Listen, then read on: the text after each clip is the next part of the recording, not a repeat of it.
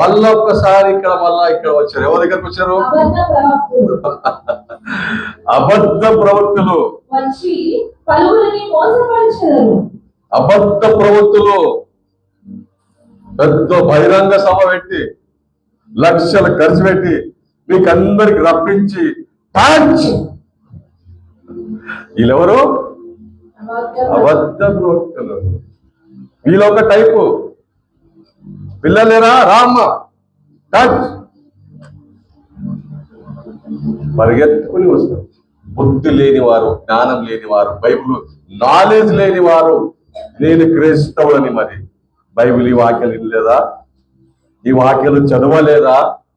అబద్ధ ప్రవక్తలు వస్తారని బైబిల్ నీకు చెప్తలేదా? మోసపోవద్దని బైబిల్ చెప్తలేదా? నా నామ మీద సూచక కార్యాలు జరిపిస్తానని నీకు బైబిల్ చెప్పలేదా? ఇవన్నీ తెలిసినా కూడా నువ్వు వెళ్తున్నావంటే నువ్వు అసలు క్రైస్తవులే. మోసపోయేవారు మీరే. బైబిల్ అంటుంది మోసపోకుండా, ఎవరు మోసం మీకు చేయకుండా మీరు చూసుకోండి. వాక్యం అంటుంది ఉన్నది ఉన్నట్టుగానే